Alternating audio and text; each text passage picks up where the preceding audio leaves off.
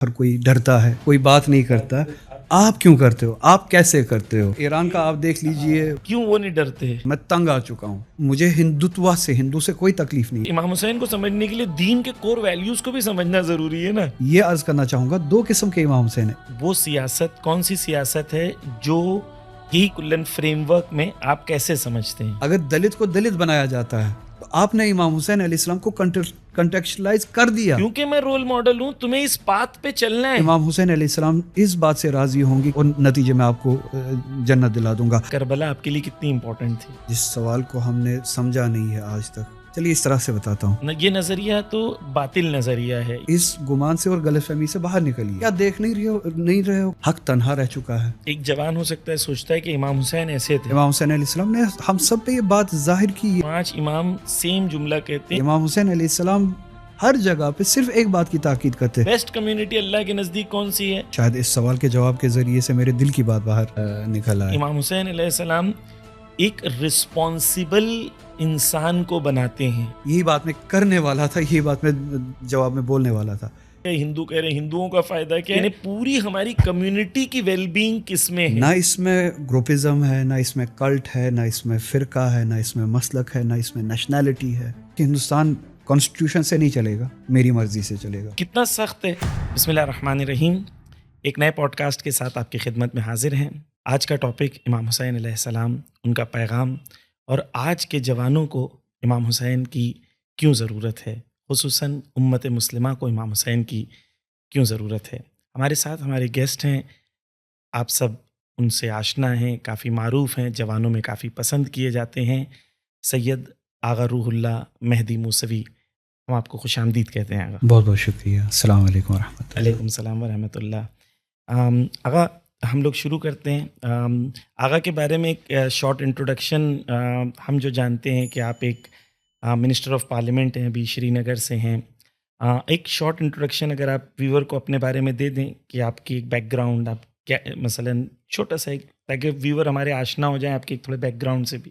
Back ground اس طرح کا ہے، میں خود تو حقیر ہوں، کوئی ایسی اس طرح کی ذات نہیں ہوں، اور الحمدللہ ایک ایسے خانوادے میں پیدائش ہوئی جس خانوادے کی تاریخی خدمت دین ہے. تبلیغ مکتب اہل بیت علیہ السلام ہے. کشمیر میں پچھلے 650 سال سے کے عرصے سے تبلیغ وغیرہ کا سلسلہ اور شیعت کا جو پیغام ہے اسی خانوادے نے کشمیر میں لایا ہے، اور اس کے بعد تبلیغ ہوئی ہے شیعت کی بھی اور دین اسلام کی بھی. اور پھر پچھلے 150 سال سے بالخصوص معروف ہوا اس نام سے کہ خانواد موسوی یا آغا خاندان کے نام سے معروف ہوا، کیونکہ ایک مجدد آئے سرکار آیت اللہ آغا سے مہدی رحمۃ اللہ علیہ 1882 میں نجف سے واپس لوٹ کے آئے. 27 سال گزار کے اجتہاد تھا، مرجع تقلید تھے، تو واپس لوٹ کے آئے. وہ ایک عرصہ گیپ بن چکا تھا ہمارے خانوادے کی تبلیغ میں، سلسلے تبلیغ میں اور کشمیر میں. پھر وہ جب واپس لوٹ کے آئے تو کچھ سوشل ریفارمز انہوں نے کیے، اور سوشل ریفارمز کے ساتھ ساتھ وہ دینی ریفارمز بھی انہوں نے جو کیے. 2 چیزیں جو اس وقت بہت زیادہ ضرورت تھی، اہل تسنن میں اور اہل تشیع میں بہت فاصلہ تھا کشمیر میں، اور کچھ تلخ جو ہے ماضی بھی رہا ہے. تو ان کے واپس آنے کے بعد اس پہ بہت اصلاح کا کام ہوا ہے، اور سوشل ریفارمز بہت زیادہ ہوا ہے. کچھ ایسے طبقے تھے شیعت میں جو دینی تعلیم سے بھی محروم تھے اور اقتصادیات سے بھی محروم تھے، تو ان نے دونوں چیزوں کو ایڈریس کیا. پھر اس کے بعد یہ آرگنائز ہوا، اس سے پہلے ان آرگنائز تھا. تب سے اس خانوادے کو خانواد موسوی یا خانواد آغا خاندان کے نام سے جانا جاتا. پھر علماء کا سلسلہ اور زیادہ بڑھتا گیا. میرے دادا مرحوم آغا سید مصطفیٰ رحمۃ اللہ علیہ کے وقت تک علماء جید علماء کا سلسلہ تھا، میں اس طرح سے کہوں. اور وہ شمال ہند کے آغا سید مصطفیٰ مرحوم جو میرے دادا مرحوم تھے، پورے شمال ہند کے جو وکیل مطلق تھے امام خمینی رحمۃ اللہ علیہ کے، آیت اللہ حکیم کے بھی اس سے پہلے آغا سید یوسف مرحوم جو ان سے پہلے زعیم خانوادہ تھے، وہ وکیل مطلق تھے. تو اسی طرح سے پھر سیاست کا بھی سلسلہ اس حوالے سے شروع ہوا. میں اپنے سلسلے کی بات کروں، میرے والد صاحب 1990 کی دہائی میں مجبور ہوئے سیاست میں اور حالات کی وجہ سے جو مجبوراً انوالو ہونا پڑا براہ راست سیاست میں، وہ سلسلہ بھی شروع ہوا. پھر سن 2000 میں میرے والد صاحب کی آغاز سے مہدی مرحوم کی شہادت پیش آئی، اور تب میں علی گڑھ میں تھا تعلیم کے سلسلے میں، اور چھوٹی عمر ہی تھی.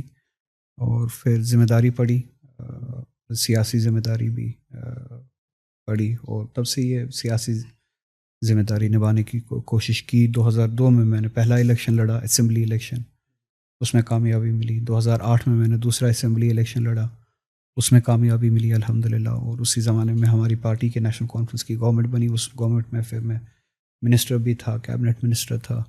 پھر 2014 میں تیسرا اسمبلی الیکشن لڑا الحمدللہ، اس میں بھی کامیابی ملی.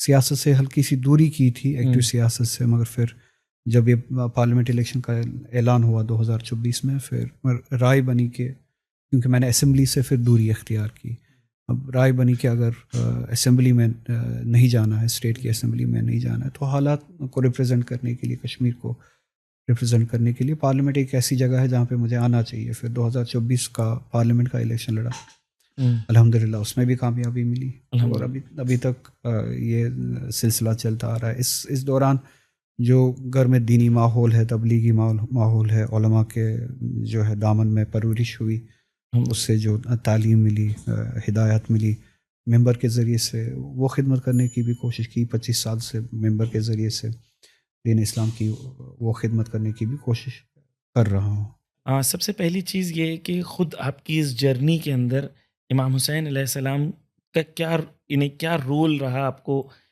یعنی پوری اس جرنی کے اندر خود آپ امام حسین علیہ السلام کیسے کنیکشن، کیا اثر آپ کی زندگی میں کیا رہا؟ پھر ہم لوگ آگے جوانوں کے بارے میں.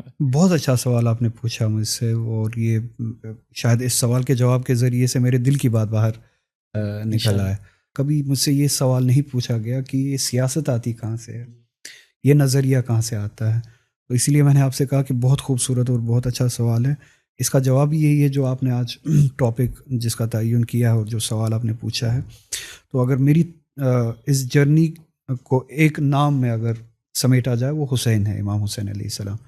تو اس کے پس منظر میں وہی اصول ہے، وہی اقدار ہے جو امام حسین علیہ السلام کی درسگاہ سے یا ان کی ذات اقدس سے جو ہمیں ملتی ہے. چونکہ اب ممبر پہ، چونکہ آپ مجھ سے بہتر جانتے ہیں، جس پرسنالٹی کے بارے میں بات کرتے ہیں، اور اکثر ہم اہل بیت اطہار علیہ السلام اور انبیاء علیہ السلام کے بارے میں بات کرتے، تو یہ بہت ضروری ہے کہ آپ بات کرنے سے پہلے ان پرسنالٹیز کو اینالائز کریں.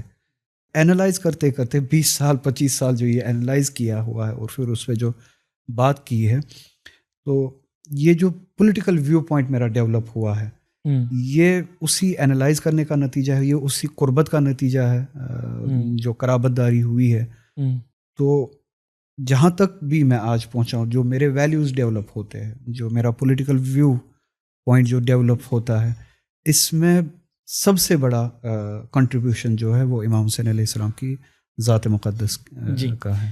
تو تھوڑا سا ہم اس کو آگے بڑھاتے ہیں. خود جو آپ کے لیے ایک زندگی میں الگ الگ فیزز سے آپ گزریں، خود اپنے والد کی شہادت کا وقت ہے، وہ ایک پین، کیونکہ بہت سارے جوان زندگی میں پین کو گو تھرو کرتے ہیں، اس پین کو آپ نے کیسے اوور کم کیا؟ یعنی وہ شہادت کا مرحلہ، آپ کی جوانی کا عالم، اس وقت اس وقت امام حسین علیہ السلام یا کربلا آپ کے لیے کتنی امپورٹنٹ تھی؟ 2 چیزیں آپ نے اس سوال میں پوچھے، اور وہی 2 چیزیں اس بات کا جواب ہے، وہی 2 نام، ایک شہادت، دوسرا آپ نے پھر سے امام حسین علیہ السلام کا نام لیا. وہ شہادت تصور جو امام حسین علیہ السلام کی درسگاہ سے ملتا ہے، وہ چیزوں کا اختتام نہیں ہے، وہ چیزوں کی شروعات ہے. پہلی بات جو ذہن میں آتی ہے کہ اگر کسی نے شہادت حاصل کی ہے، وہ اس لائق بنا تھا کہ اب اس پہ خداوند تعالیٰ کے انعامات جاری ہو رہے ہیں. اب جب خداوند تعالیٰ کے انعامات جاری ہو رہے ہیں، وہ بے شک اس زندگی سے زیادہ بہتر ہے. دوسرا، جو انہوں نے زندگی گزاری ہے، وہ بے شک اس لائق تھی کہ وہ مستحق بنے، خداوند تعالیٰ درجہ شہادت کے مستحق بنے.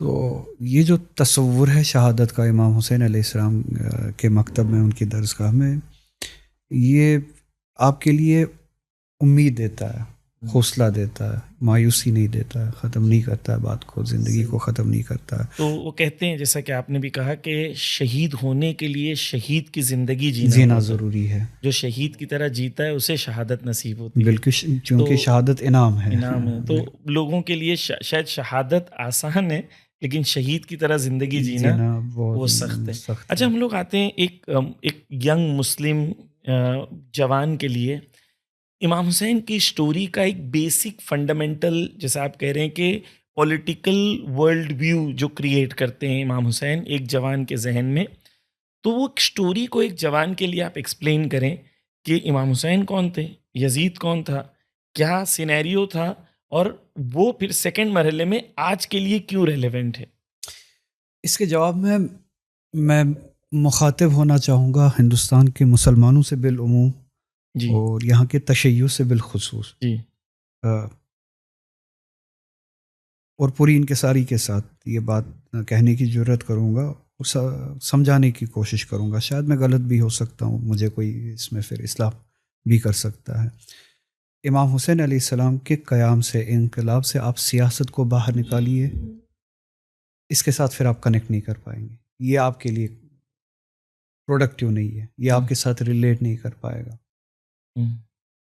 اس میں آپ کے لیے معنوی فائدہ نہیں ہے، یہ پھر ایک وہ رسم بن جاتی ہے جس کی آپ ہماری لغت میں پوجا کر سکتے ہیں اور غیر منطقی فوائد کے انتظار میں رہ سکتے ہیں، مگر امام حسین علیہ السلام آپ کی زندگی میں پھر کچھ نہیں کر سکتے۔ یہیں پر آپ تھوڑا ایکسپلین کریے تاکہ ویور کے لیے کلیئر ہو جائے، کیونکہ سیاست کے دو معنی ہیں، ایک پازیٹیو ایک نیگیٹو، اور وہ سیاست کون سی سیاست ہے جو یہی کلن فریم ورک میں آپ کیسے سمجھتے ہیں؟ یہ جو ہمیں ایکسپلین کرنا پڑتا ہے کہ سیاست دو قسم کے ہیں، جی جبکہ بات اس سے برعکس ہے۔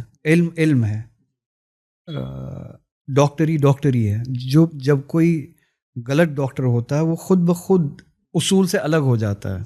تو ہاں، جیسے کہ آپ نے کہا، سننے والوں کی آسانی کے لیے، آسائش کے لیے، ایک اصولی سیاست، ایک سیاست العمارہ یا عمارتی، یا جہاں پہ اپنے پوزیشن پاور کی جہاں پہ طلب ہو، مکار، جس میں پھر مکاری آ جاتی ہے۔ یہ دو الگ ہے، اور دونوں چیزیں ایک زمانے میں ایک جگہ پہ آپ کو ملتی ہے، ایک دوسرے کو ٹکر دے رہی ہے، اور اسی کا نام ہے انقلاب کربلا، انقلاب امام حسین علیہ السلام۔ امام حسین علیہ السلام اٹھے کس لیے؟ ایک تصور ہے ہمارے یہاں امام حسین علیہ السلام کا، جو شاید ہم نے نصارہ سے لیا ہے۔ انہوں نے وہ قربانی دی، اس قربانی کے نتیجے میں اگر ہم ان کے نام لیوا ہو جائے، ان کی قربانیوں کے نام لیوا ہو جائے اور آنسو بہانے والے ہو جائے، اس کے نتیجے میں وہ امام حسین ہمارے گناہ خریدیں گے، جو ہم گناہ کرتے ہیں، کیونکہ ہم ان کا نام لیتے، ان پہ آنسو بہاتے، اور ہمیں شفا ملے گی، جس طرح سے نصارہ کے یہاں شفاعت کا تصور۔ یہ نظریہ تو باطل نظریہ ہے، اور یہ بدقسمتی سے یہ عام نظریہ ہے، یہ عام نظریہ ہے۔ کیا امام حسین علیہ السلام نے اس لیے قیام کیا تھا؟ کیا ہدف امام حسین یہ تھا، یا زمانے میں کچھ ایسے حالات تھے جو زمانے میں عدل و انصاف کو ختم کر رہے تھے؟ نظام یا اسٹیٹ یا گورنمنٹ ایک ایسے ہاتھ میں آ چکی ہے جو فاسد ہے، جو حق اور باطل میں جو فرق ہے اس کو ختم کر چکا ہے، عدل و انصاف کا تصور جو ہے اس کو ختم کر چکا ہے۔ ریسنٹلی آپ نے ایک بیان سنا ہوگا ٹرمپ کا، کہ کوئی گلوبل لا وغیرہ نہیں ہے، جو کچھ بھی ہے میری پرسنل مورالٹی ہے۔ یہ ویری ریسنٹ ہے نا، بہت۔ انٹرویور نے پوچھا تھا کہ بائی وچ لا، ایبسلیوٹلی، تو اس نے کہا کہ by my law, by my understanding, I am the law, I am the law. Morality وہ ہے جو میں سوچتا ہوں۔ جی، یہی یزیدیت، یہی ہے یزیدیت، بالکل یہی تھی۔ امام حسین علیہ السلام نے کہا کہ سیرت نبوی، سیرت امیر المومنین علیہ السلام، اور یہ نظام کم سے کم اس کو پلٹا دو شیخین کی طرف، جس منہج پہ شیخین نے چلایا تھا کم سے کم اس طرف تو پلٹا دو۔ یزید کا مطلب یہ تھا، اور یہ علناً ہے، تاریخ اس بات کی گواہ ہے، اور جس کو امام حسین علیہ السلام نے چیلنج کیا، برابر وہی کہ قانون وہی جو یزید چاہے گا، مورالٹی وہی جو یزید چاہے گا، انصاف وہی جو یزید چاہے گا، جو بینیفٹ دیتا ہے یزید کو, جی جو موافق ہے یزید کے. تو اس سٹیٹس کو امام حسین علیہ السلام نے چیلنج کیا کہ آپ کی خواہش نہیں, آپ کا ہوا و نفس نہیں, صاحب مسند کا نفس نہیں, اصول آپ پہ غالب ہوگا, آپ اصول پہ غالب نہیں ہوں گے. اسی لیے امام حسین علیہ السلام نے کہا انما خرجت لطلب اصلاح فی امت جدی, میں چاہتا ہوں, میں اس لیے نکلا, میں اٹھا اس لیے, میں چاہتا ہوں کہ میں یہ جو میرے نانا کی امت میں جو کرپشن آیا ہے, یہ فساد آیا ہے, اس کی اصلاح کروں, اس میں اصلاح کروں. تو ماڈرن ورڈ اس کے لیے ہے جو ہر کوئی سمجھتا ہے, ریفارم.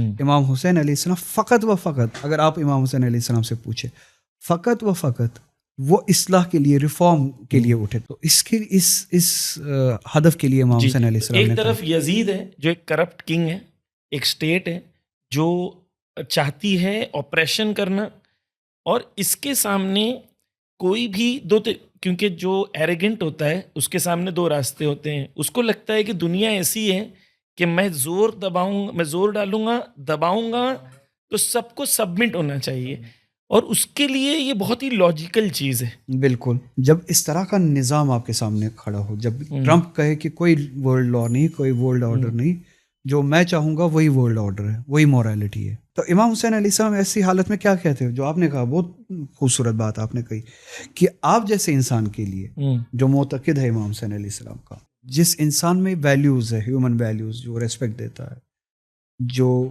آئیڈیا آف جسٹس کا قائل ہے, اس کے لیے امام حسین علیہ السلام کہتے ہیں کہ فلم یغیر علیہ بفعل ولا قول. اگر ایسے حالات میں جناب سید ضمیر صاحب اگر نہ اٹھے ان حالات کے خلاف, یا تو عمل سے یا کم سے کم بات سے, ولا قول کان حقا علی اللہ ان یدخلہ مدخلہ, کہ جو یہ خاموش بیٹھے گا, نہ عمل سے اس کا مقابلہ کرے گا, نہ کم سے کم بات سے اس بات کو چیلنج, ان حالات کو چیلنج کرے گا, پھر ان حالات کو, اس طرح کے ظالم کو آپ پہ تسلط دیا جائے گا, مسلط کیا جائے گا, اور آپ کو بھی اس کے گناہوں میں شریک جانا جائے گا. تو خداوند تعالیٰ اب خود پہ یہ واجب کرتے. تو اس کے نتیجے میں بات سمجھ میں یہ آئی کہ امام حسین علیہ السلام کہتے ہیں کہ اس طرح کے حالات میں خاموش بیٹھ ہی نہیں سکتا ہوں. اگر کوئی آتا ہے مجھے کہتا ہے کہ ہندوستان کانسٹیٹیوشن سے نہیں چلے گا, میری مرضی سے چلے گا, امام حسین علیہ السلام کہتے ہیں کہ نہیں, یہ کانسٹیٹیوشن ہے جو آئیڈیا آف جسٹس پہ, آئیڈیا آف ایکویلٹی پہ, آئیڈیا آف ڈگنیٹی پہ آپ سبھی نے, ہم سبھی نے متفق ہو کے اس ملک پہ رائج کیا ہے. اب آپ کو پابند ہونا پڑے گا اس کا. اب اگر کوئی آپ کی مرضی کے خلاف, اس کے برعکس یہ کہتا ہے کہ کوئی کانسٹیٹیوشن نہیں, اب چلے گی میری بات, لا وہی ہوگا جو میری لاٹھی کہے گی, بات میری, مرضی میری, اسی کے حساب سے آپ کو چلنا ہے. تو کسی پہ بھی, چاہے وہ دلت ہو, چاہے وہ برہمن ہو, چاہے وہ سکھ ہو, چاہے وہ ہندو ہو, چاہے وہ مسلمان ہو, شیعہ ہو, سنی ہو, جو عدل پسند ہے, جو ویلیو پسند ہے, جو عدل پسند انسان, اس پہ امام حسین علیہ السلام لازمی کرتے ہیں کہ آپ کو اس سٹیٹس کو چیلنج کرنا پڑے گا. یہ پر میں ایک بات ایڈ کرنا چاہتا ہوں. دیکھیں, ایک یہ ہے کہ ایک جوان ہو سکتا ہے سوچتا ہے کہ امام حسین ایسے تھے because he was a great person, because وہ نواسے رسول تھے, ہے نا, تو انہوں نے تو ویسا کیا, میں تو جوان ہوں. یعنی جیسے آپ نے جو حدیث پڑھی, ٹھیک ہے, اس کے اندر یہ تھا کہ اگر کوئی شخص, یعنی یہاں پر ویلیو سسٹم کی بات ہو رہی ہے, فرد کی بات نہیں ہو رہی ہے. بالکل. امام حسین علیہ السلام ایک فرد ہیں, امام احمد سب اپنی جگہ ہے, لیکن وہ کہہ رہے ہیں کہ کوئی بھی اگر ظلم کے مقابلے پہ خاموش رہتا ہے تو وہ ظالم کے ساتھ شریک ہوتا ہے. یعنی تو آج کے جوان کے لیے, مسلمان کے لیے یہ کلیئر ہونا چاہیے کہ بھائی اگر آپ ایسے ظالم کے سامنے خاموش ہیں, حتیٰ روایتیں واضح طور پر یہ ہے کہ وہ روز قیامت اسی ظالم کے ساتھ اٹھایا جائے گا. یعنی واضح حدیث ہے ہمارے پاس کہ وہ ظالم کے ساتھ اٹھایا جائے گا. کتنا سخت ہے کہ مجھے لگ رہا ہے کہ بھائی کوئی ظالم ظلم کر رہا ہے, مجھے کیا کرنا ہے, مجھے نماز پڑھنی ہے, مجھے تو روزہ رکھنا ہے, مجھے تو اپنی عزاداری کرنی ہے نا. تو وہ دین کے کور ویلیوز, کیونکہ امام حسین کو سمجھنے کے لیے دین کے کور ویلیوز کو بھی سمجھنا ضروری ہے نا. تو اسی لیے میں نے شروعات میں عرض کیا تھا نا کہ دو طرح کے امام حسین ہیں ہمارے یہاں رائج, اور میں آپ کے ناظرین کو اور ہمارے ہندوستان کے بالخصوص ناظرین جو ہے مسلمان بالعموم، اہل تشیع مسلمانوں میں بالخصوص، یہ عرض کرنا چاہوں گا 2 قسم کے امام حسین ہیں. ایک امام حسین جس سے اسٹیٹس کو سے کوئی فرق نہیں پڑتا ہے، آپ جائیے جلوس نکالیے، علم نکالیے، عزاداری کیجیے، جشن میلاد وغیرہ سب کچھ کیجیے. دوسرا امام حسین جس سے اسٹیٹس کو سے فرق پڑتا ہے کہ کیا مظلوم تنہا ہے یا مظلوم کی حمایت ہو رہی ہے، کیا جسٹس پریویلنگ ہے یا جسٹس گمشدہ ہے، کیا ایتھکس، ڈگنیٹی آف ہیومن یہ رائج ہے یا ختم ہو چکی ہے، کیا اس ملک میں کیا کانسٹیٹیوشنلٹی باقی ہے یا کانسٹیٹیوشن کو ختم کیا گیا ہے، انصاف کو ختم کیا گیا ہے، ایکویلٹی کو ختم کیا گیا ہے. اس امام حسین کو جو محدود ہے جلوس اور عزاداری کے ساتھ، اسے ان چیزوں سے کوئی فرق نہیں پڑتا ہے.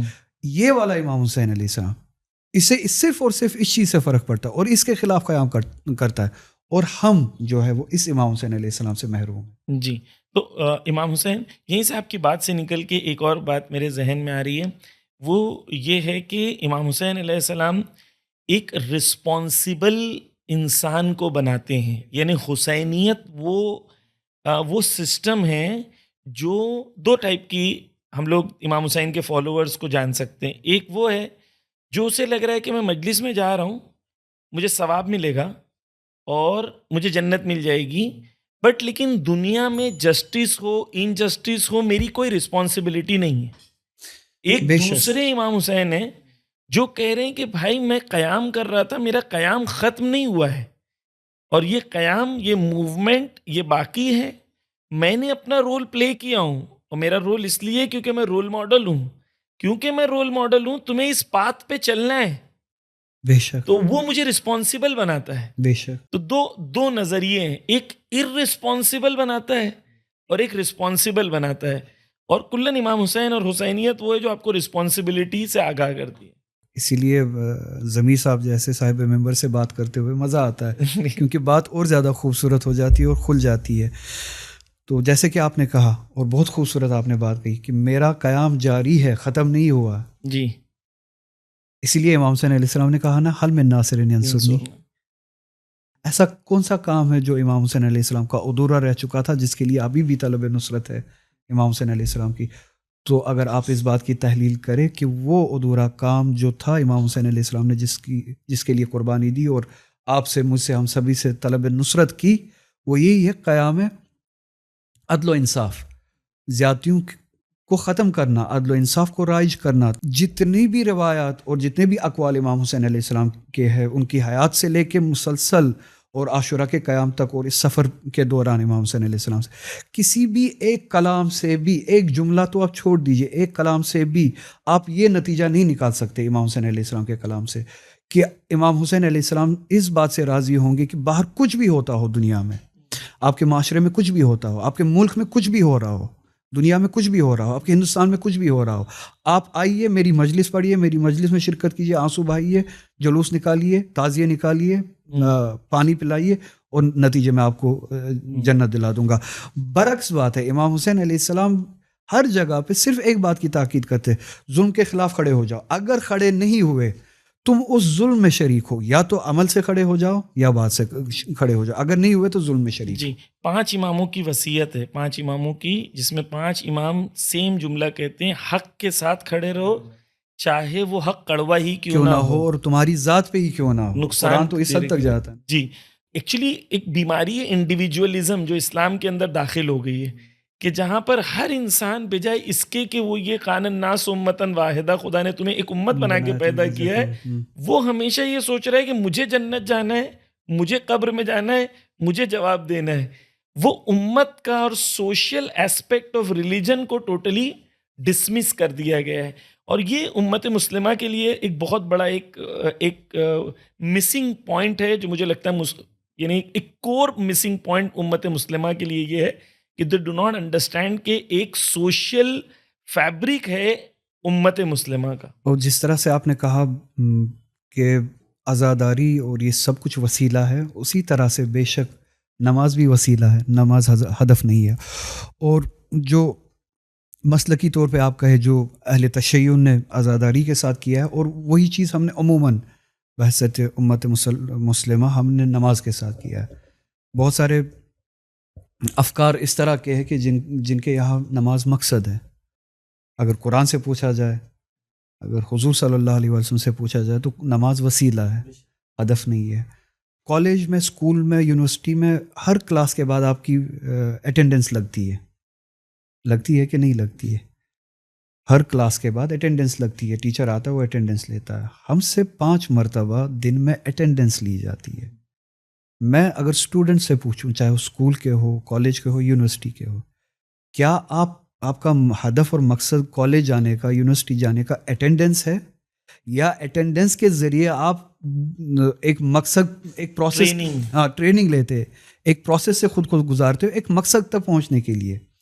اٹینڈنس آپ کا مقصد نہیں ہوتا ہے، اٹینڈنس آپ کا پروسیس ہوتا ہے جس کے ذریعے آپ کو ٹرین کیا جاتا ہے تاکہ آپ اس مقصد تک پہنچ جاؤ۔ آپ کو آپ کا مقصد یاد دلایا جاتا ہے دن میں 5 بار، جس کے ذریعے سے آپ کو قائم کرنا ہے۔ اقام الصلاۃ، نماز قائم کرو۔ کیا قائم کرنا اس کے ذریعے؟ لیقوم الناس بالقسط، آپ کو انسان کو کھڑا کرنا ہے کس کے لیے؟ عدل و انصاف کے لیے۔ جب ہمیں خلق کیا گیا، اعلان کیا گیا انی جاعل فی الارض خلیفہ، ایک ذمہ دار کو اب خلق کیا جا رہا ہے، زمین میں بھیجا جا رہا ہے، ذمہ دار۔ تو اس ذمہ دار کی ٹریننگ ہوتی ہے، پھر اس کی اٹینڈنس لگتی ہے۔ اس اٹینڈنس کے ذریعے، اس ٹریننگ کے ذریعے اس کو اپنی ذمہ داری نبھانی ہے۔ ذمہ داری کیا ہے؟ Equality, dignity, justice, social order, اس سب کو قائم کرنا۔ یہیں پر ایک اور پوائنٹ میرے ذہن میں آ رہا تھا کہ جب ہم لوگ ایک جوان کی زندگی دیکھتے ہیں تو دیکھیں، فطرت، اللہ نے انسان کو فطرت پہ پیدا کیا نا، قرآن کی آیت ہے کہ فطر اللہ، یعنی اللہ نے انسان کو فطرت میں وہی چیز ہے جو الہی ہے، ڈیوائن ہے۔ تو نیچرل سی ہر انسان کو جسٹس پسند ہے، بے شک، ہے نا، فطرتاً پسند ہے۔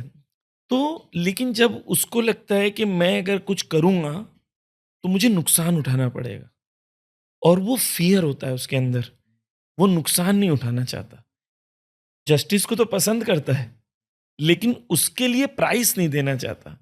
یہاں پر کربلا کیسے آ کے اس فیئر کو کنورٹ کرتی ہے، فیئر کو کیسے ختم کرتی ہے کربلا؟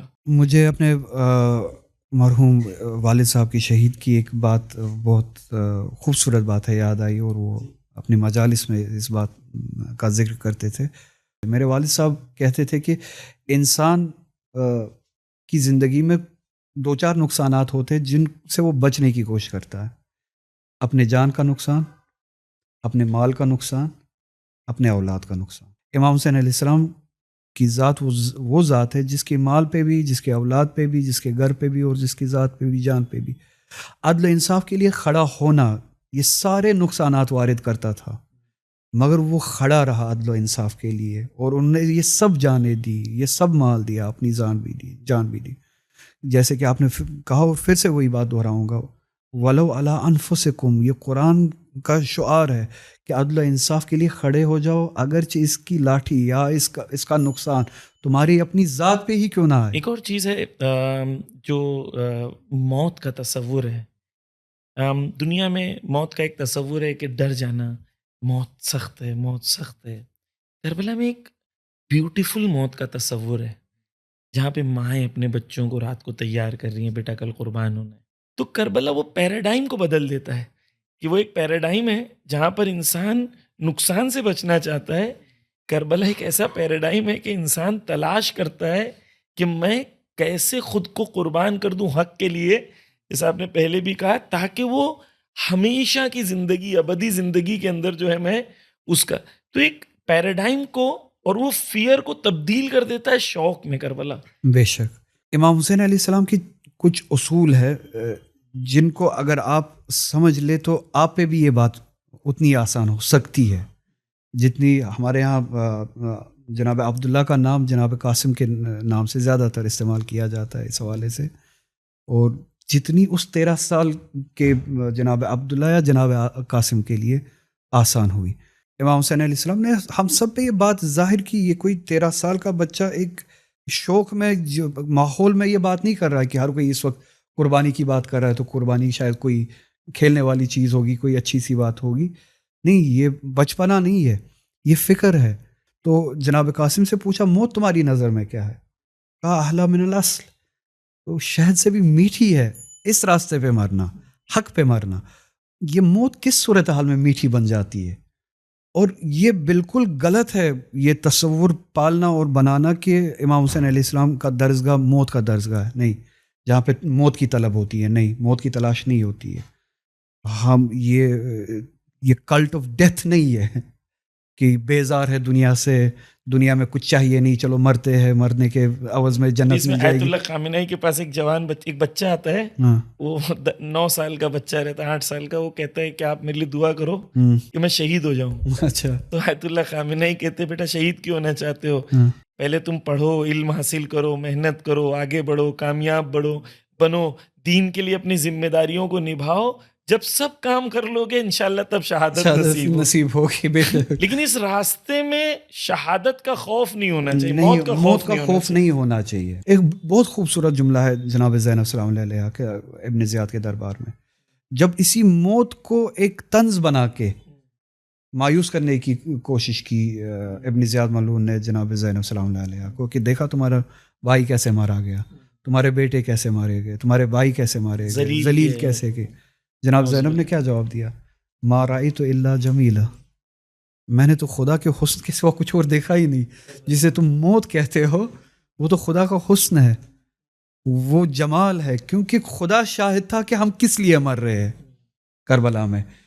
تو امام حسین علیہ السلام ایک بات کہتے ہیں، جس صورتحال میں موت آسان ہو جاتی ہے زندگی سخت ہو جاتی ہے. امام حسین علیہ السلام فرماتے ہیں اللہ ترون الی الحق لا یعمل به.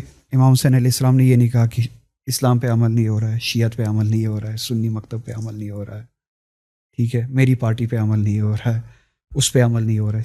امام حسین علیہ السلام نے کہا لا ترون الی الحق لا یعمل به.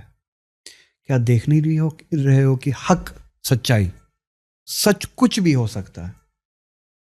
ایک ہندو کا حق، ایک وہ بھی کسان سچ کا، ہے، ایک ایک دلت کسان کا حق، جی یہ سچ ہے. قرآن مجید کے لیے تو بالکل کلیئر ہے نا یہ، یعنی قرآن نے جو مستضعف کا کانسیپٹ دیا ہے وہ بالکل کلیئر ہے. جو اپریسڈ کلاس ہے اسلام میں، اس کی نگاہ میں اپریسڈ کلاس کا ہماری ذمہ داری اپریسڈ کلاس کی طرف. یہ بات دوسری جگہ چلی جائے گی لیکن اس پہ انشاءاللہ بعد میں گفتگو کریں گے، لیکن آپ کنٹینیو کریے. تو آپ حق کی بات کر رہے تھے جی، کہ آپ کو کیا دکھ نہیں رہا ہے کہ حق پہ عمل نہیں ہو رہا ہے. ہاں. یہ کلٹ آف ڈیتھ نہیں ہے. آپ کو اینالائز کرنا پڑے گا کہ امام حسین علیہ السلام کے سامنے اور اس 13 سال کے بچے جناب قاسم یا جناب عبداللہ کے سامنے کیا دنیا کس طرح کی بنی تھی، زندگی کس طرح کی بنی تھی، جس نے دنیا کو، زندگی کو تلخ کیا تھا اور اس کے مقابلے میں موت کو آسان کیا تھا. جو ہم لوگ حیات من الذلہ کی جو نعرے لگتے ہیں ہمارے بہت وہاں، خوب بات. تو اسی کے اندر 2 آپشنز جو ظالم نے رکھے تھے وہ بھی کلیئر ہو جاتے ہیں. تو 2 آپشن ظالم نے رکھے تھے، ایک بین السلہ و ذلہ، دو ہیں، ایک شہادت ہے اور ایک دوسرا ذلت کی زندگی ہے. ذلت کی زندگی ہے، جہاں پر ظالم آپ کو ذلیل کرے گا، آپ کو روز روز آپ کے ساتھ ذلت و خواری ہوگی اور اس کے ساتھ جینا ہے. یہاں پر امام حسین ایک 3rd آپشن دیتے ہیں، کہتے ہیں کہ بھائی جب یہ ہمیں شہادت اور ذلت کے بیچ میں چوز کرنا ہے تو ہم شہادت کو چوز کریں گے، لیکن ہم ڈائریکٹ شہادت کو نہیں چوز کر رہے ہیں. امام حسین نے قیام کیا اور کوفہ گئے. امام حسین کا مقصد کلیئر تھا کہ امام حسین ریفارم جسٹس چاہتے، کو جسٹس کے لیے اسٹیبلش کرنا چاہ رہے تھے. لیے. اور اگر اس راستے میں چلتے ہیں تو وہاں پر شہادت is not a problem, but لیکن دس شہادت، یہ 2 آپشن ظالم نے رکھے تھے سامنے، بے شک، نہ کہ وہ امام حسین کی خود کی چوائس تھی. بے شک، بہت خوبصورتی سے آپ نے اس کو تحلیل کیا. اچھا، کیا امام حسین علیہ السلام اس وجہ سے تنگ آئے تھے؟ ایک اور سوال، اور میں معافی چاہتا ہوں اگر پوڈ کاسٹ تھوڑا سا لمبا ہوا، مجھے اجازت دیجیے کیونکہ آپ نے میرے دل کے تار کو چھیڑا. اور میں چاہوں گا کوئی بات نہیں ہے، 2-3 گھنٹہ بھی چل سکتا ہے، پرابلم نہیں. بہت بہت شکریہ، چونکہ اس کے ذریعے شاید میری سیاست بھی لوگوں کو سمجھ میں آئے کہ میں کہاں سے آتا ہوں، میری سیاست کا مقصد کیا ہے. جب ہر جگہ خاموشی ہے، ہر جگہ ہر کوئی ڈرتا ہے اس طرح کے ماحول میں، آج کے ہندوستان میں کوئی بات نہیں کرتا، آپ کیوں کرتے ہو، آپ کیسے کرتے ہو؟ یہ آپ کی بات کنٹینیو کرے، گلوبل کانٹیکسٹ میں بھی آج ایسے ہی ہو رہا ہے. بے شک، ایران کا آپ دیکھ لیجئے، یہ سوال بھی ہے کہ کیوں وہ نہیں ڈرتے، کیوں آپ اتنے سارے ممالک ہیں جن کے پاس ریسورسز بھی ہے، پیسہ بھی ہے، سب کچھ ہے، وہ سر تسلیم خم ہو جاتے ہیں اسی ٹرمپ کے سامنے جس کی ہم نے ابتدا میں بات کی. یہی اسی ذلت کا تصور جو ہے اور عزت کا تصور جو ہے، یہ یہاں پر آپ اسے گلوبل کانٹیکسٹ میں اور ہمارے کانٹیکسٹ لوکل میں بھی آپ کانٹیکس میں بھی ایکسپلین کریے. جی میں کیا امام حسین علیہ السلام اس لیے تنگ آئے تھے کہ وہ سادات میں سے ہے. ان سے بڑا سید کون ہو سکتا ہے؟ وہ جانشین رسول ہے، وارث رسول ہے. کیا وہ اپنی دنیائی پوزیشن میری اب قدر قیمت نہیں ہے؟ یا دوسرے اصطلاح میں دیکھیں نعوذ باللہ کہ میں برہمن ہوں، میری کوئی قدر قیمت نہیں، میں اوپر ہونا چاہیے تھا، مجھے اوپر ہونا چاہیے تھا، ہر کسی کو میرے نیچے ہونا چاہیے تھا، میرے تابع ہونا چاہیے تھا. یہ مسنن، یہ پوزیشن، یہ اقتدار، یہ سب کچھ میرے پاس ہونا چاہیے تھا. میں اس کے مستحق ہوں زیادہ، یہ میرے پاس ہونا چاہیے. میں برہمن ہوں، دوسرا کوئی کیوں؟ کیا اس لیے کیونکہ ان سے سب کچھ چھینا گیا تھا؟ اب اس میں ان کو ذلت لگ رہی تھی کہ مجھے امیر ہونا چاہیے تھا، میں حقیر ہوں. میں ایلیٹ ہوں، ایلیٹ ہونے کے باوجود میں حقیر ہوں. کیا وہ اپنی ایلیٹزم چھننے سے تنگ آئے تھے؟ بالکل ایسا کچھ نہیں ہے. کیا دیکھ نہیں رہے ہو کہ حق پہ عمل ہی نہیں ہو رہا؟ حق تنہا رہ چکا ہے. کسان 3 سال سے 4 سال سے سڑکوں پہ ہے، کسان کا حق ہے، اس پہ عمل نہیں ہو رہا ہے. صاحب مسنن جو ہے، حاکم جو ہے، وہ اس کو اہمیت نہیں دے رہا، اس کے حق کے بارے میں سنتا نہیں ہے، مانتا نہیں ہے. دلت کا حق اتنا ہی پانی پہ ہے جتنا برہمن کا ہے، جتنا مسلمان کا ہے. ایک ٹیوب ویل سے اگر برہمن دلت پانی پیتا ہے، اس دلت کو قتل کیا جاتا ہے. کیا دیکھ نہیں رہے ہو کہ حق پہ عمل نہیں ہو رہا ہے؟ اور ساتھ میں امام حسین دیو یہ بھی کہہ رہے ہیں اسی حدیث میں کہ کیا تم دیکھ نہیں رہے ہو کہ حق پہ عمل نہیں ہو رہا ہے اور باطل پر عمل ہو رہا ہے. باطل پہ عمل ہو رہا ہے. میں وہی پہ جی آنے والا تھا. تو مسلمان اور ہندوستان میں ہندو نے، مسلمانوں نے، جین نے، سکھ نے، ہر کسی نے برابری کے لیے، ایکویلٹی کے لیے یہ ملک بنایا. حق معاش ہر کسی کے پاس ہے، حق روزگار ہر کسی کے پاس ہے، حق عبادت ہر کسی کے پاس. فنڈامنٹل فنڈامنٹل رائٹ ہے، رائٹ ٹو ڈگنیٹی ہر کسی کے پاس ہے. دیکھ نہیں رہے ہو مسلمان کی لنچنگ ہو رہی ہے مسلمان ہونے کی وجہ سے. ایک چیف منسٹر اعلاناً یہ کہتا ہے کہ اگر مسلمان کی اجرت 5 روپے بنتی ہے، اس کی اجرت کم کر کے 4 ہی روپے دے دو کیونکہ وہ مسلمان ہے. مسلمان کی عبادت گاہوں کو بلڈوز کرو. یہی حال دلت کے ساتھ، یہی حال آپ نے ریسنٹلی دیکھا ہوگا عیسائی کے ساتھ، یہی حال سکھ کے ساتھ. سکھ خالصانی ہے. کوئی ہندو اگر اپنے حق کے لیے چیلنج کرے، وہ نکسلی ہے، اس کے نیچے وہ دلت ہے. مسلمان پاکستانی ہے، اینٹی نیشنل ہے، چونکہ وہ اپنے رائٹس کی بات کرتا ہے، ڈگنیٹی کی بات کرتا ہے. وقف پہ حملہ کیا گیا. امام حسین علیہ السلام کہتے ہیں لا ترون للحق لا یعمل بہ.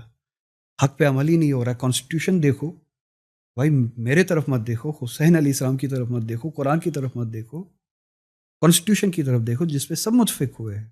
اب یہ حق بنتا ہے، اس حق پہ اب عمل نہیں ہو رہا. کشمیر سے کوئی روزگار کے لیے کہیں پہ باہر نکل آتا ہے، کبھی اتراکھنڈ جاتا ہے، کبھی ہماچل جاتا ہے، کبھی دلی جاتا ہے، اس کشمیری نوجوان کی لنچنگ ہوتی ہے. امام حسین علیہ السلام کہتے ہیں کہ کیا دیکھ نہیں رہے ہو کہ حق پہ عمل نہیں ہو رہا ہے. میں کشمیر کے حوالے سے بات نہیں کروں گا، کشمیر کے ساتھ ہماری کیا ارینجمنٹ تھی، کانسٹیٹیوشنل ارینجمنٹ کیا تھی، اور اس کانسٹیٹیوشنل ارینجمنٹ کو روندا گیا 2019 میں. میں نہیں اس تفصیل میں جانا چاہوں گا تاکہ آپ پہ تلوار نہ آئے، کیونکہ آپ کا بھی خیال رکھنا پڑے گا. تو سرسری طور ان ٹرمز آف پرنسپلز بات کرتا ہوں. تو جواب یہ دے رہا تھا امام حسین علیہ السلام کہتے ہیں کہ دیکھ نہیں رہے ہو کہ انسٹیٹیوشنز کمپرومائز ہو چکے ہیں، حق کام نہیں کر رہا ہے، حق پہ عمل نہیں ہو رہا ہے. اس کے نتیجے میں جیسے کہ آپ نے کہا وَإِلَى الْبَاطِلِ لَا يُتَنَاهَى عَنْ، اور باطل سے دوری اختیار نہیں کی جاتی، روکا نہیں جا رہا ہے. جب یہ 2 چیزیں جمع ہو جاتی ہے کہ حق پہ عمل نہ ہو، کسان کی کوئی سنے نہ، دلت کو نیچی نظر سے دیکھا جائے، اس کی لنچنگ ہو، مسلمان کی لنچنگ ہو، جوڈیشری کام نہ کرے، کشمیری کے ساتھ ایسا ہو، ہندو کے ساتھ ناانصافی ہو، اور باطل کانسٹیٹیوشن کو روندا جائے، جوڈیشری اپنے پرنسپلز کے برعکس کام کرے، ایگزیکٹو حکومت اپنے اصولوں کے برعکس کام کرے، آپریشن سے بچانے کے بجائے وہی آپریس کرے. تو اسی نتیجے میں جب اس طرح کی زندگی ہوتی ہے، امام حسین علیہ السلام فرماتے ہیں لیرغب المؤمن فی لقاء اللہ محقا، اس طرح کی صورتحال میں مومن کو خدا کے وصال کے لیے مشتاق ہونا چاہیے، رغبت اس کے اندر ہونی چاہیے، رغبت ہونی چاہیے اللہ سے ملاقات کے لیے، اللہ سے ملاقات کی. یعنی اس طرح کی صورتحال میں مطمئن نہیں ہوں، میں تنگ آ چکا ہوں، انکمفرٹیبل انکمفرٹیبل ہوں.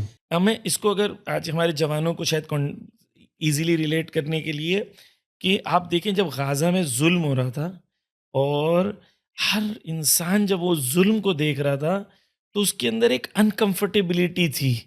یعنی اس کو اگر اس کو آپشن دیا جاتا اور اس کے پاس آپشن ہوتا کہ وہ ظالم سامنے ہے، بالکل مجھے لگتا ہے کہ ایک عورت بھی اس ظالم کو مار دیتی. بالکل وہ انکمفرٹیبلٹی وہ بہت سارے لوگوں کو غازہ کے لیے ہوتی ہے لیکن ہمارے نزدیک نزدیک نہیں ہوتی نہیں ہوتی ہے. جبکہ وہ سیم چیز، سیم فیلنگ آپ کے اندر آنی چاہیے کہ جب آپ اتنا ظلم دیکھیں تو آپ کے اندر ظلم کے خلاف فرسٹریشن ہونا چاہیے. کیوں؟ کیونکہ آپ جسٹس کو چاہتے ہیں. بے شک. اور آپ نے بہت خوبصورت بات کہی، اور میں نے کہیں پہ کہا تھا 1 سال پہلے یہیں دلی میں کہ غازہ اور ہمیں ہونا، اس کے لیے کھڑا ہونا چاہیے، وہ ہونا بھی چاہیے اور ہوتے بھی ہے. مگر اگر آپ اپنے اطراف میں دیکھیں بہت سارے چھوٹے چھوٹے غازہ ہے اور اس سے ہم جو ہے ناشنا ہے، بے فکر ہو چکے ہیں. اور اسی طرح کے حالات میں خداوند تعالیٰ امام حسین علیہ السلام فرماتے ہیں کہ یہ میرے سینے کو تنگ کرتی ہے، اس طرح کی زندگی، اس طرح کے حالات، اس طرح کے حالات. تو اس صورت میں فَإِنِّي لَا أَرَى الْمَوْتَ إِلَّا السَّعَادَةَ، ایسے حالات میں موت کو سعادت سے کم نہیں سمجھتا ہوں، میں موت کو ہی سعادت سمجھتا ہوں. اب آپ سمجھے کہ کس لیے ان کے لیے موت آسان ہو جاتی ہے. موت بذات خود طلب نہیں ہے، ہدف نہیں ہے کہ مجھے اس طرح سے مرنا. چلیے ایک دن اٹھتے کیوس کھڑا کرتے اس میں بھی مر جاؤں گا، 10 کو ماروں گا. نہیں، امام حسین علیہ السلام ایک پورا خاکہ کھینچتے ہیں، صورتحال بتاتے ہیں کہ کس صورتحال میں زندگی میرے لیے تلخ ہے اور موت میرے لیے سعادت ہے. اور میں اسی طرح کی وَالْحَيَاةَ مَعَ الظَّالِمِينَ إِلَّا بَارَمَا، اور اس طرح کی صورتحال میں اس ظلم کے ساتھ یا ظالم کے ساتھ زندگی گزارنا میرے لیے ننگ و عار ہے، ذلت ہے. ایک اور انالیسس کیجئے، کیا 2 طریقے کے آپ انسان دیکھ لیجئے. ایک امام بارگاہ میں بھی جاتا ہے، جلوسوں میں بھی جاتا ہے، پانی بھی دیتا ہے، سب کچھ کرتا ہے، آنسو بھی بہاتا ہے، اور اس کے ارد گرد یہ سارے شرائط ہے.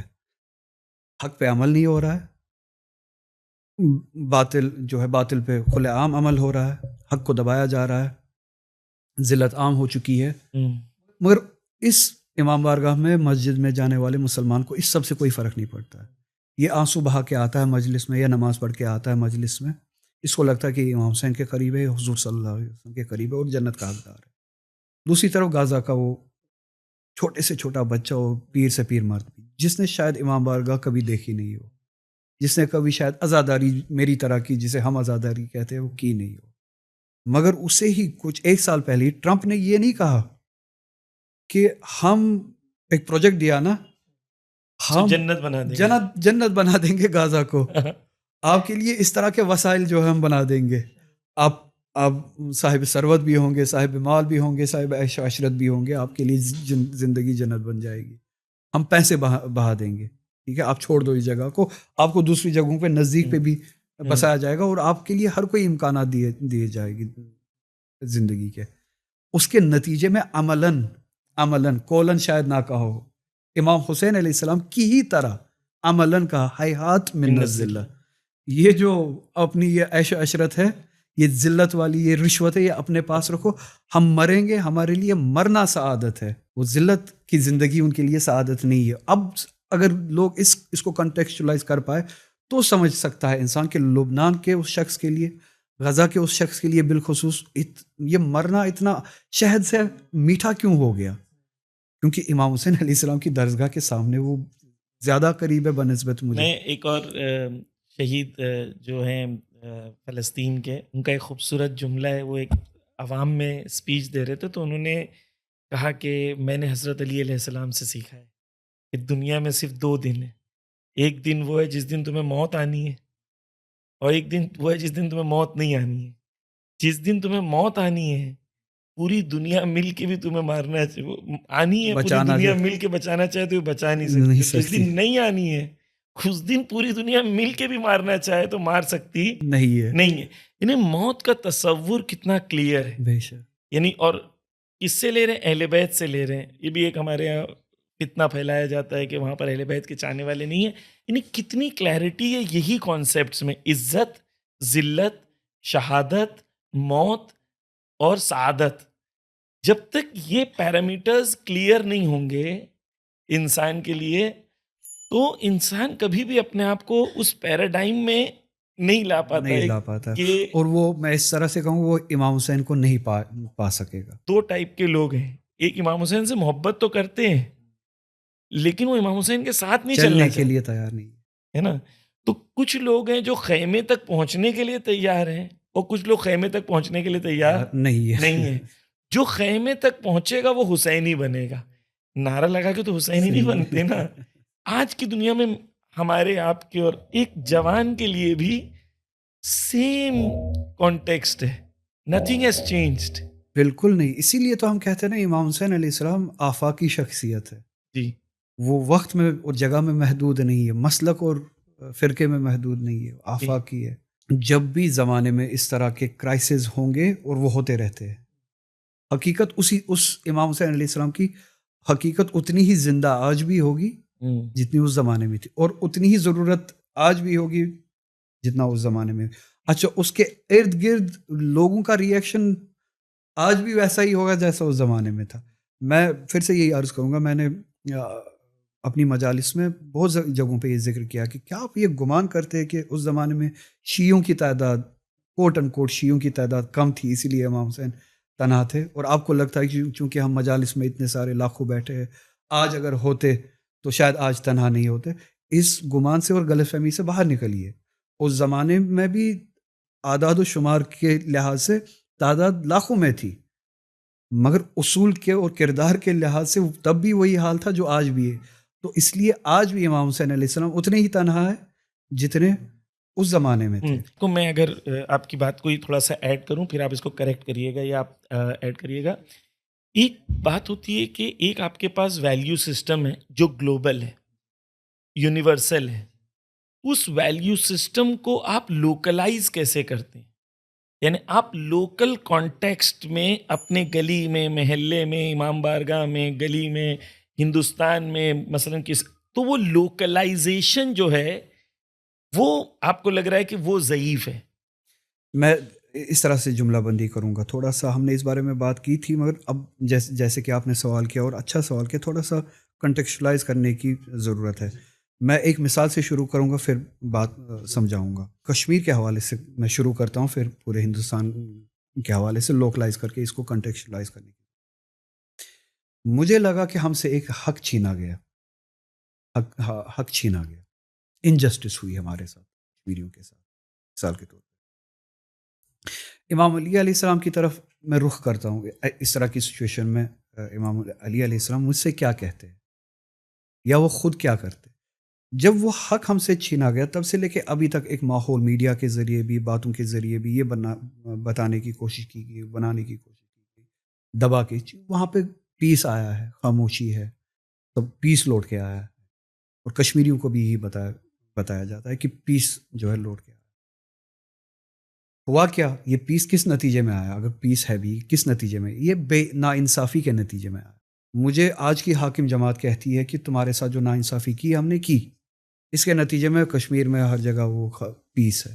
میں کشمیریوں سے پوچھتا ہوں، اپنے آپ سے پوچھتا ہوں، وہ پیس نہیں ہے، وہ دباؤ ہے، خاموشی ہے. چلیے 2 منٹ کے لیے بھی مانتا ہوں وہ پیس ہے، مگر کس کے نتیجے میں؟ ناانصافی کے نتیجے میں. ہمارے ساتھ آئینی قانونی ناانصافی کی گئی. امام حسین علیہ السلام امام علی علیہ السلام فرماتے ہیں کہ یہ جو ناانصافی کی گئی اس کا متبادل پیس نہیں ہو سکتا.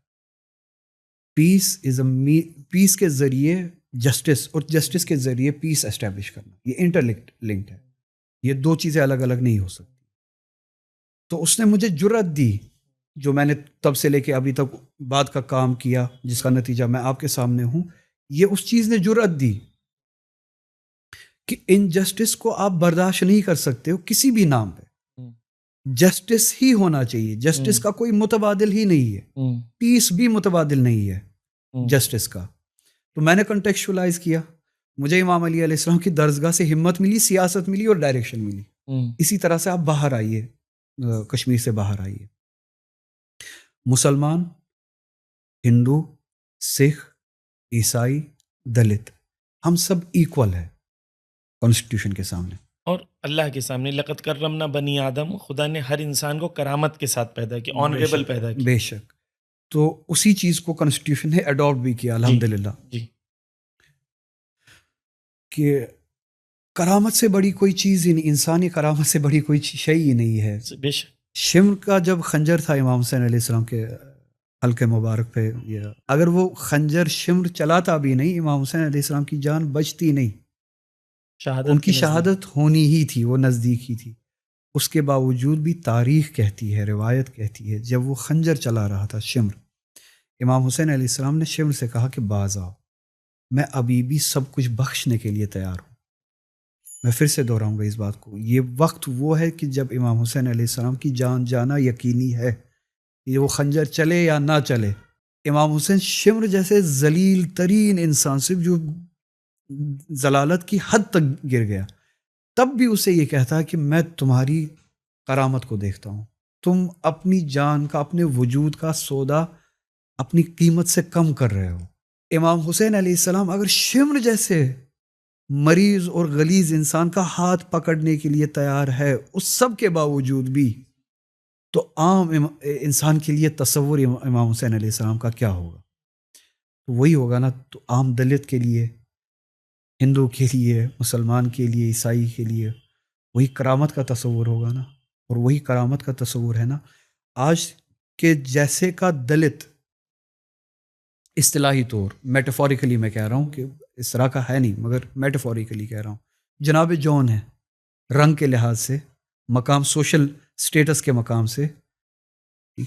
مگر آپ دیکھیں روزہ عاشورہ جب جناب جون شہید ہو رہے ہیں, اپنی جان دے رہے ہیں, امام حسین علیہ السلام ایک سیاہ فہم, سیاہ پوش انسان, جسے آج کے زمانے میں ریسس نظر سے دیکھا جائے گا, سوشل سٹیٹس کے حوالے سے دلت کی نظر سے دیکھا جائے گا, اس کو اپنے برابر مقام دیتا ہے, اپنے چہرے مبارک کو اس کے چہرے مبارک پہ رکھ کے اس کو تسکین دیتا ہے, بوسہ دیتا ہے, اس کی کرامت کا اسے احساس کراتا ہے.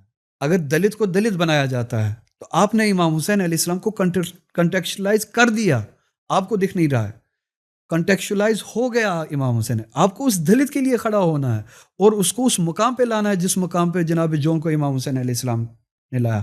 آپ کو اس جون کے لیے امام حسین بننا ہے.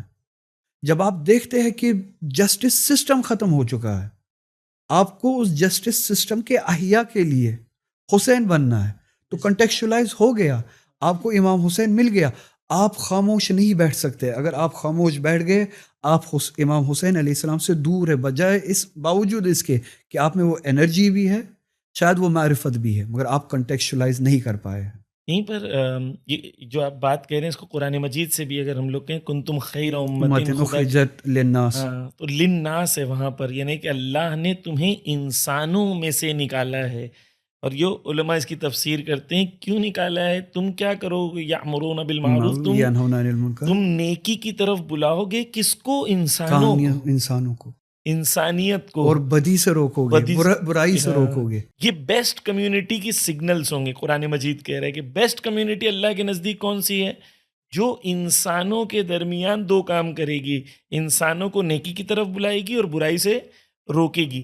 یہیں پر ایک کانسیپٹ ہے جو میں اس کو بھی میں چاہ رہا تھا کہ تھوڑا ڈسکس ہو جائے, کہ وہ کانسیپٹ یہ ہے کہ بھائی ہم لوگ جو ہیں آفٹر اسپیشلی 1857 میں جو انڈیا میں ریولیوشن آیا تھا, اور اس 1857 کے ریولیوشن میں ایسا تھا کہ ہندو مسلمان تمام انڈینز مل کے فورن پاور کے مقابلے میں کھڑے تھے, اور اللہ نے اس ٹائم پہ مسلمانوں کو قیادت بھی دی تھی, مسلمان لیڈرشپ کی پوزیشن پر بھی تھے.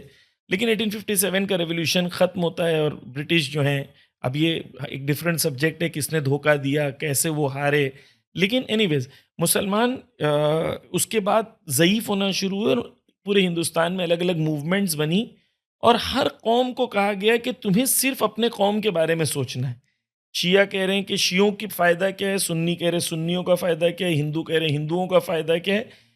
اب ہم کلیکٹیولی نہیں سوچ رہے کہ امت یعنی پوری ہماری کمیونٹی کی ویل بینگ کس میں ہے. جب انسان انفرادی خود مفاد پرست ہو جائے اور اپنے مفاد کو اور اپنی قوم کے مفاد کو, چاہے وہ کتنا بھی مخلص ہو سکتا ہے خلوص اس کے اندر ہو, لیکن ہر شخص اپنے مفاد اپنے مفاد اپنے مفاد اپنے مفاد کو دیکھ رہا ہے, تو نیچرلی جو اوپر بیٹھا ہوا ہے وہ تو گیم کھیل رہا ہے نا. ہر آدمی ایک دوسرے کے مفاد سے لڑے گا, وہ وہاں پر بیٹھے بیٹھے اس سے کوئی نہیں لڑے گا, کیونکہ ہر انسان خود کے مفاد کے اندر ہی گھرا ہوا ہے. یہاں پر یہ دو ٹائپ کی پالیٹکس ہمیں نظر میں آتی ہے, ایک فائدے والی پالیٹکس اور ایک ویلیو بیسڈ پالیٹکس. اس کو آپ امام حسین علیہ السلام کی تعلیم میں کیسے دیکھتے ہیں؟ ویلیوز ہی ڈرائیونگ پرنسپل تھا امام حسین علیہ السلام کا, اور فائدہ بالکل کوئی ڈرائیونگ پرنسپل نہیں تھا. اگر آپ اس طریقے سے اس بات کی اگر تحلیل کریں, اگر آپ اپنے کمیونٹی یا آپ امت ہی نام دیں, جو بھی ہماری کیٹیگریز ہے, ڈینومینیشنز جو بھی ہے, اگر آپ سمجھتے ہیں کہ میں اس لیے خلق ہوا ہوں یا میں اس لیے اس دنیا میں ہوں کہ مجھے اپنا یا بڑے پیمانے پہ اپنے کلٹ کا یا اپنی امت کا فائدہ دیکھنا ہے, تو ان پرنسپل آپ ظالم کے اصول کے خلاف نہیں ہے. اگر آپ اس وقت آپ کی ڈینومینیشن یا آپ کا گروپ فائدے میں نہیں ہے چونکہ وہ کمزور ہے, اگر وہ آپ کے تصور کے حساب سے, آپ مطلب اس طرح کا جو سوچتے ہیں, اگر وہ زور میں ہوتا تو وہ بھی صرف اپنا ہی فائدہ دیکھتا, چاہے اس میں دوسرے کی ناانصافی کیوں نہیں ہوتی. آپ کا فائدہ اس لیے نہیں ہو رہا ہے کیونکہ آپ طاقت میں نہیں ہے, آپ کمزور ہے. تو اس بات سے یہ بات ثابت ہوتی ہے کہ ان پرنسپل آپ اس کے ساتھ متفق ہے جو صرف اور صرف اپنے گروپ کا فائدہ دیکھتا ہے. آپ کو تکلیف اس لیے پہنچتی ہے چونکہ وہ آپ کا گروپ نہیں ہے. آپ یہ چاہتے آپ ایک ہی ہے, آپ یہ چاہتے کہ یہ فائدہ میرا ہو, جبکہ قرآن اس کے برعکس ہے. اور بہت خوبصورت آیت آپ نے کہی, کنتم خیر امۃ اخرجت للناس. نہ اس میں گروپزم ہے, نہ اس میں کلٹ ہے, نہ اس میں فرقہ ہے, نہ اس میں مسلک ہے, نہ اس میں نیشنلٹی ہے, نہ اس میں سب نیشنلٹی ہے.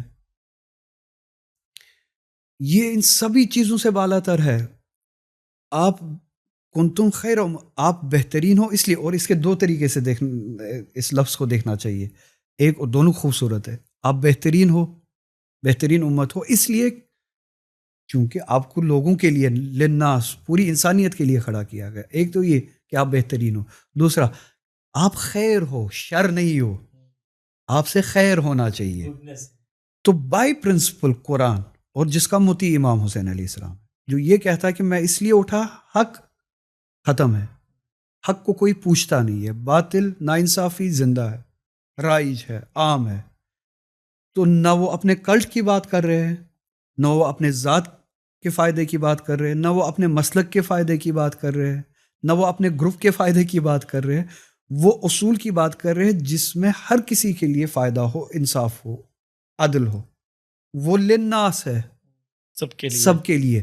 اگر کوئی آپ کو, مجھے ہندوتوا سے, ہندو سے کوئی تکلیف نہیں ہے. قرآن مجھے کہتا ہے کہ صحیح ہندو, دوستانہ سوچ رکھنے والا ہندو, منصف ہندو آپ کا دوست ہے, آپ کا بھائی ہو, اسی طریقہ نہ کہ بھائی ہے, بلکہ قرآن نے کہا ہے کہ ان کے ساتھ بر کرو, نیکی کرو اور قسط کرو, عادلانہ, قسط کرو, عادلانہ رویہ کرو. تو قرآن میرے لیے یہ پرنسپلس, میری نظر میں ہندو وہ ہے, سکھ وہ ہے جس کے ساتھ مجھے اس طرح کا رویہ کرنا ہے.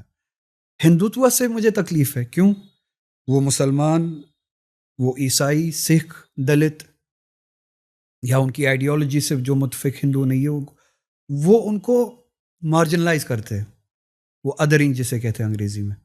وہ آپ برابری کے مستحق نہیں ہے, آپ سیکنڈ کلاس ہیں, آپ میرے محکوم ہیں, میں آپ پہ حاکم ہوں, آپ کو میرا متی ہونا پڑے گا. ایکوالٹی کی بات نہیں کرتا. مگر قرآن اس کی نفی کرتا ہے، امام حسین اس کی نفی کرتا ہے۔ ویلیو کی بنیاد پہ سیاست ہوگی، سوشل آرڈر ویلیو کے بنیاد پہ ہوگا، سوشل آرڈر جسٹس کے بنیاد پہ ہوگا، کیٹیگرائز نہیں کیا جائے گا انسان کو۔ جی، تو کربلا کے حوالے سے ہم نے بات کی۔ ایک لاسٹ پوائنٹ میں چاہ رہا تھا، کیونکہ اور بھی بہت ساری چیزیں انشاءاللہ ہم لوگ اور بھی گفتگو کریں گے اور بھی انشاءاللہ پوڈ کاسٹ کریں گے۔ ایک خواتین کے حوالے سے، خواتین کے رول کے حوالے سے، مسلم وومن کے لیے جو حضرت زینب کا کردار ہے کربلا میں، اور ایک عورت کو ہمیشہ اس طریقے سے پیش کیا گیا ہے کہ ایک عورت بہت کمزور، ضعیف، بہت ہی، یعنی بس، لیکن اس کے برخلاف حضرت زینب کا کردار ہے۔ تو آج کی دنیا میں حضرت زینب کا کردار کیسے ایک مسلمان ینگ بچی کے لیے رول ماڈل ہو سکتا ہے؟ اللہ کرے اس سوال کے ساتھ انصاف کر پاؤں، تو بہت ہی حساس سوال ہے، جس سوال کو ہم نے سمجھا نہیں ہے آج تک۔ چلیے اس طرح سے بتاتا ہوں، بہت بار میں نے اس کا ذکر کیا ہے۔ جناب زینب سلام اللہ علیہا نے، جناب ام کلثوم نے ایک پرویکٹیو رول کیا کربلا میں اور پوسٹ کربلا، کربلا سے لے کے شام تک پرویکٹیو رول کیا۔ اس پرویکٹیو رول میں کچھ چیزیں واضح ہے، ویزیبل ہے تاریخ میں، اس میں خطابت ہے، ابن زیاد کے دربار میں بھی، کوفے میں بھی۔ اگر آپ سوال پوچھیں کسی بھی عام شیعہ سے، امام سجاد کے ہوتے ہوئے جناب زینب نے خطابت کیوں کی، بات کیوں کی، اتنا پرویکٹیو رول کیوں کیا؟ جناب ام کلثوم نے اتنا پرویکٹیو رول کیوں کیا؟ یہ بھی کلیریفائی کر دیں کہ امام سجاد علیہ السلام اس وقت بیمار نہیں تھے۔ یہی بات میں کرنے والا تھا، یہی بات میں جواب میں بولنے والا تھا۔ ایک عام سا تصور ہے کہ جناب سجاد بیمار تھے، اسی لیے وہ بات نہیں کر پاتے تھے۔ آپ جتنی بھی روایتیں اٹھائے، 9 محرم سے لے کے 11 محرم تک روایتیں یہ کہتی ہے کہ امام سجاد بیمار تھے، شدید بیمار تھے، اور صرف 11 محرم تک 3 دنوں، اس کے بعد وہ بیمار نہیں تھے، بات کرنے کی حالت میں تھے۔ تو امام سجاد بات کرنے کی حالت میں بھی تھے، امام سجاد امام بھی تھے۔ جب امام وقت ہو، اس کے سامنے کسی کے بات کرنے کی ضرورت نہیں ہے۔ ان سے زیادہ بلیغ کون ہو سکتا ہے؟ ان سے زیادہ دلیل دینے والا کون ہو سکتا ہے؟ اس کے باوجود بھی جناب زینب نے، جناب ام کلثوم نے پرویکٹیو رول کیا، خطابت کی، بات کیا، آرگومنٹ کیا، ابن زیاد کے دربار میں بھی، بازاروں میں بھی، اور یزید کے دربار میں بھی آرگومنٹ کیا، آرگیو کیا، پرویکٹیو رول کیا۔ یہ چیز آپ کو، یہ حقیقت آپ کو کیا بتاتی ہے، ہم سب کو کیا بتاتی ہے کہ امام کے ہوتے ہوئے بھی ہماری بہن، بیٹی، ماں، فیمیل، اس کے لیے پرو ایکٹیو ایکول رول ہے دین اسلام میں، نظر ہے، وہی جگہ ہے۔ اپنی کیپیسٹی کے حساب سے وہ کیپیسٹی لاگو ہوتی ہے، مرد پہ بھی وہ کیپیسٹی لاگو ہوتی ہے۔ ایک اس کے ساتھ میں کانٹیکسچولائز بھی کرتے رہیں، کالج گوئنگ، یونیورسٹی گوئنگ ایک لڑکی جو آج جا رہی ہے، زندگی جی رہی ہے، جاب کر رہی ہے، وہاں پر یعنی آپ اپنی بات کو فائنلی کانٹیکسچولائز بھی کریں کہ وہ حضرت زینب کو کیسے رول ماڈل مان سکتی ہے، انسپائر ہو سکتی ہے۔ وہی جو میں بات کر رہا تھا، ان کے لیے پرویکٹیو رول نہ صرف گنجائش ہے، ان کے لیے ذمہ داری ہے دین اسلام میں اور مکتب اہل بیت میں، وہ ذمہ داری ہے۔ مرد کو بھی اپنے حدود کا پاس و لحاظ رکھنا ہے، عورت کو بھی اپنے حدود کا پاس لحاظ رکھنا ہے۔ صرف عورت کو یہ دیکھنا ہے کہ میرے حدود کیا ہے، اس کا پاس و لحاظ رکھنا ہے، مرد کو دیکھنا ہے کہ میرے حدود کیا ہے، اس کا پاس و لحاظ رکھنا ہے۔ جب تک ہم اس کوڈ آف ایتھکس میں، ہم کوڈ آف ایتھکس کے پابند ہے، جب ہم کوڈ آف کنڈکٹ کے پابند ہے، جو کوڈ آف کنڈکٹ ہم دونوں کے لیے بتایا گیا، مرد اور عورت کے لیے، تو کیپیسٹی کے حساب سے آپ دونوں پہ برابر کی ذمہ داری، جس طرح سے امام سجاد کی ذمہ داری تھی امام حسین علیہ السلام کے مکتب کی، قربانی کی، اصول کی کا تبلیغ کرنا، اس کا سفیر بننا، اس کا وکیل بننا، اتنا ہی جناب زینب پہ تھا۔ اور اسی لیے جناب زینب کو شریکت الحسین کہتے ہیں۔ امام سجاد کے بارے میں آپ اس طرح کا لفظ نہیں سنیں گے۔ وہ جو پہلے سے بات آ رہی تھی، زندگی کیوں تنگ ہو رہی ہے اور اس شرائط میں کیا ریسپانسبلٹی ہے، امام حسین علیہ السلام جو ریسپانسبلٹی اپنے لیے دیکھ رہے ہیں وہی ایگزیکٹلی وہی جناب زینب کے لیے بھی ہے۔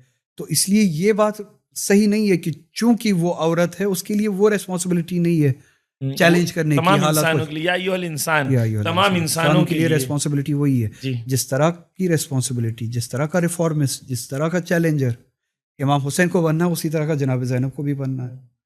ریفارمسٹ چیلنجر رسپانسبلٹی اسی طرح کی، اور اسی طرح کے کوڈ آف کنڈکٹ ہر کسی کے لیے، میں یہی بات دہراؤں گا، اسی طرح کے وظیفے ہر کسی کے لیے، کام وہی کرنا. تو یہ سب کچھ معاشرے میں جو ہو رہا ہے، عورت اس سے مستثنا نہیں ہے. جو ہم بات کر رہے تھے، جو اس ناانصافیاں ہو رہی ہے، چاہے وہ کانسٹیٹیوشنل رائٹس ہو ہمارے، قانونی رائٹس ہو، سوشل رائٹس ہو ہمارے اس ملک میں ہو یا پوری دنیا میں جو ہو رہا ہے، پولیٹیکل ریسپانسبلٹی اٹھانا اور پھر حالات کو چیلنج کرنا، وہ ریفارمسٹ بننا، عدل و انصاف رائج کرنا، یہ عورت کی بھی ریسپانسبلٹی ہے، مرد کا بھی ریسپانسبلٹی ہے، دونوں کے لیے برابر. تو آج کی دنیا میں ہم لوگوں نے آج کافی چیزوں کو کور کرنے کی کوشش کی. بہت ساری باتیں رہ گئی ہیں، دل چاہ رہا ہے کہ اور کنٹینیو کریں، لیکن اگلی بار کے لیے تھوڑا انشاءاللہ رکھتے ہیں، کیونکہ انشاءاللہ ضرور کیا کریں، کنٹینیو کریں کہ کافی ہے. اگلی بار کے لیے اب رکھتے ہیں انشاءاللہ. حالانکہ مجھے بہت مزہ آ رہا تھا، جزاک اور اللہ. آپ نے اس طرح کی جو باتیں کی جس سے میں نے بھی استفادہ کیا، مجھے بھی کافی فائدہ ہوا، اضافہ ہوا. امید کرتے ہیں کہ ہمارے ویورز کو بھی پسند آیا ہوگا. آغا شکریہ بہت بہت، میں نے کافی لطف اٹھایا آپ کے ساتھ وقت گزار کے اور چیزیں ڈسکس کر کے. انشاءاللہ ہمارے ویورز نے بھی کافی چیزیں سیکھی ہوں گی. انشاءاللہ کمنٹ باکس میں ضرور بتائیں. انشاءاللہ جو چیزیں اگر آپ کے لیے آپ اگر اپنی کمنٹس، اپنے ویوز ضرور اپنے کمنٹ باکس میں بتائیں. بہت بہت شکریہ، آپ ہمارے ساتھ جڑے رہے. آغا بہت بہت شکریہ. آپ کا بھی بہت جزاک اللہ. آپ کا ہی مکان ہم نے استعمال کیا، شکریہ اس کے لیے. آپ ہی کے لیے وقف ہے، آپ کے لیے جب آپ چاہے، آپ ہی کا مقام ہے، آپ ہی کا مکان ہے. جزاک اللہ، شکریہ بہت بہت. التماس دعا. خدا حافظ. خدا حافظ. اللہم عجل لولیک الفرج.